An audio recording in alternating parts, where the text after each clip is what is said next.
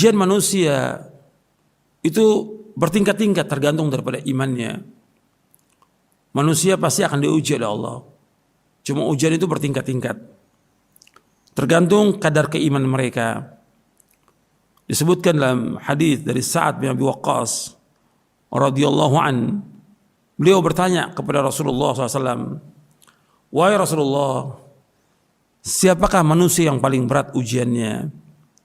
Maka beliau sallallahu alaihi wasallam bersabda, "Al-anbiya'u, thumma al-amthalu fal-amthal, fayubtala ar-rajulu ala hasabi dinihi, fa in kana dinuhu sulban ishtadda bala'uhu, wa in kana fi dinihi riqqatun ubtuliya ala hasabi dinihi, fama yabrahu al-bala'u bil 'abdi hatta yatrukahu yamshi al-ardi ma 'alaihi khati'atun."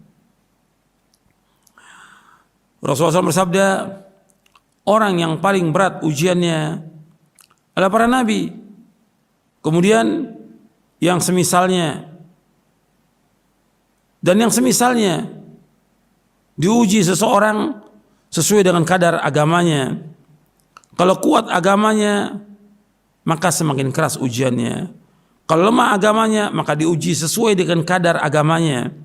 Maka senantiasa seorang hamba diuji oleh Allah sehingga ia dibiarkan berjalan di atas permukaan bumi tanpa memiliki dosa. Hadis ini sahih, hadis ini hasan sahih, diriwayatkan oleh Imam At-Tirmidzi, Ibnu Majah, Ad-Darimi, Ibnu Hibban, Al-Hakim dan Ahmad. Tirmidzi berkata hadis ini hasan sahih. Dan Nabi menyebutkan SAW bahwa manusia bertingkat-tingkat ujiannya. Yang paling berat ya para nabi, para rasul, kemudian yang semisalnya. Dan manusia diuji tergantung dari kadar agamanya. Kalau kuat agamanya, semakin berat ujiannya. Kalau agamanya lemah, maka diuji sesuai dengan agamanya. Dalam hadis yang lain dari sahabat Abu Sa'id Al-Khudri radhiyallahu an, beliau bertanya, "Wahai Rasulullah, siapakah manusia yang paling berat ujiannya?" Maka Rasulullah SAW bersabda, "Asyaddun nasi bala'an al-anbiya'u." Qultu ya Rasulullah, "Thumma man?" Qala, "Thumma as-salihun. In kana ahaduhum la yubtala bil faqri hatta ma yajru ahaduhum illa al-aba'a yuhawwiha, wa in kana ahaduhum la yafrahu bil bala'i kama yafrahu aduhum birrakha'i." Orang yang paling berat ujiannya, kata Rasulullah SAW, orang yang paling berat ujiannya adalah para nabi. Aku berkata, yaitu Abu Sa'id Al-Khudri berkata, "Wahai Rasulullah, kemudian siapa lagi?" Beliau bersabda SAW, "Kemudian orang-orang soleh.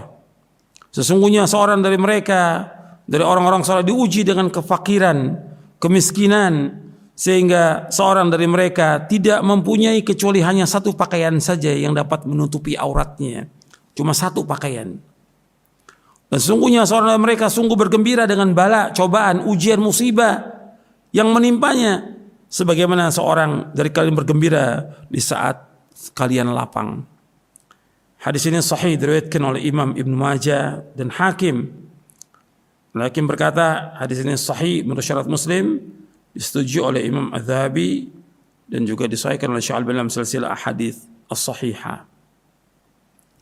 Di sini disebutkan dalam dua hadis ini, hadis Sa'ad bin Abi Waqqas dan hadis Abu Sa'id Al-Khudri, bahwa ujian itu yang paling berat para nabi, para rasul. Kemudian orang-orang saleh.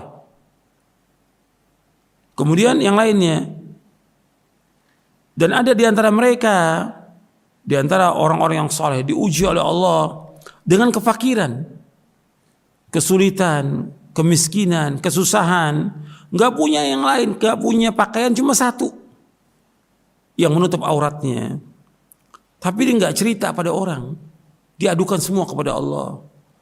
Bahkan di antara mereka, ini lebih hebat lagi nih, bergembira dengan cobaan dan ujian, sebagaimana seorang bergembira di saat lapang. Kenapa mereka bergembira? Karena mereka bergembira dengan cobaan, ujian itu akan menghapuskan dosa dia. menggugurkan dosa-dosanya, mengangkat derajatnya, mendekatkan diri dia kepada Allah, dan dia akan berjalan di muka bumi tanpa kesalahan, tanpa dosa dengan ujian itu. Dan yang lebih besar lagi, bahwa dengan ujian dan cobaan itu dia masuk surga dengan sebab itu. Itu yang dituju oleh seorang mukmin. Karena puncak cita-cita tertinggi seorang yang beriman adalah surga.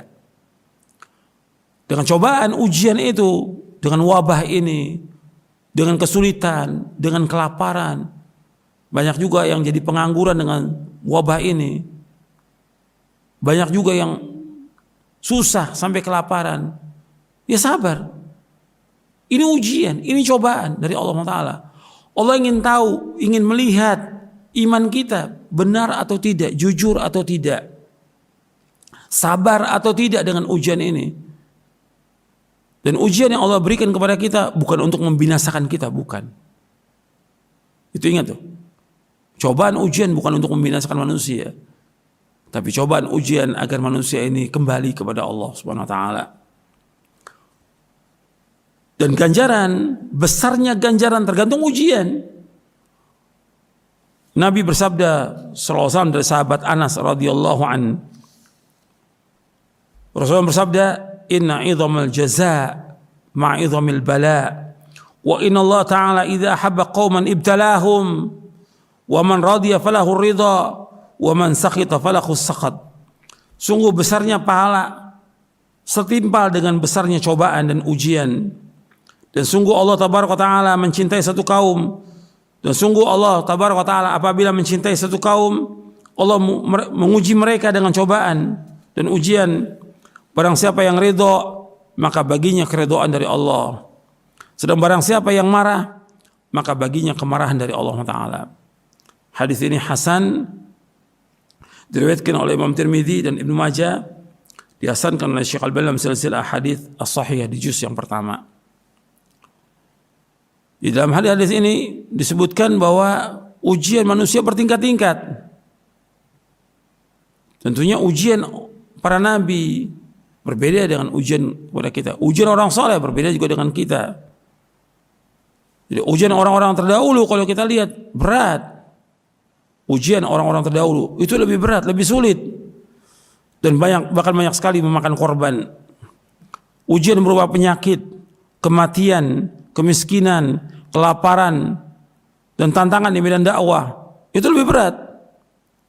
Ujian yang Allah berikan kepada kaum muslimin di zaman sekarang ini itu lebih ringan dibandingkan dengan zaman dahulu. Misalnya umpamanya dibunuhnya kaum muslimin pada zaman sekarang ini oleh orang-orang kafir, orang-orang Yahudi, orang Nasrani dan yang lainnya. Itu di zaman dahulu lebih banyak kaum muslimin yang dibunuh, disiksa. Lebih banyak. Ratusan ribu kaum muslimin yang dibunuh. Bahkan zaman dahulu nabi-nabi dibunuh. Nabi-nabi yang lebih mulia dari ratusan ribu manusia itu dibunuh. Bagaimana Allah sebutkan dalam surah Al-Baqarah, Ali Imran. Begitu juga tentang ujian kelaparan, kefakiran, penyakit lebih parah dibandingkan sekarang. Zaman dahulu penyakit taun, wabah penyakit menular menimpa para sahabat, menimpa para tabi'in, dan yang sesudahnya yang membinasakan bukan ribuan lagi, puluhan ribu bahkan ratusan ribu kaum muslimin meninggal dunia dengan sebab wabah taun. Jadi sangat berat cobaan ujian mereka. Dan kita diuji oleh Allah ini belum sebanding dengan ujiannya para ulama terdahulu, orang-orang terdahulu.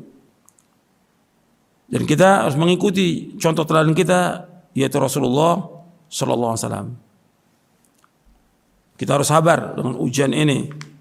Ujian ini bukan untuk membinasakan, tapi ujian ini untuk menguji kita benar atau tidak iman kita. Kita sabar atau tidak. Adukan semua ini kepada Allah Subhanahu wa Ta'ala. Dan kita wajib mengimani tentang takdir yang baik dan buruk. Wah, ini kita mengalami seperti ini, takdir yang buruk kita wajib imani. Antuk minabil qadari khairi wa syarri. Kita sabar dan kita berdoa kepada Allah Dan kalau terus kita berdoa kepada Allah, melaksanakan perintah, menjauhkan larangannya, insya Allah akan dihilangkan semua ini. Dan ini ada hikmah yang besar sekali, hikmahnya menghapuskan dosa-dosa kita, mengangkat derajat kita. Dan Allah akan masukkan orang-orang beriman ke dalam sorga dengan cobaan dan ujian ini.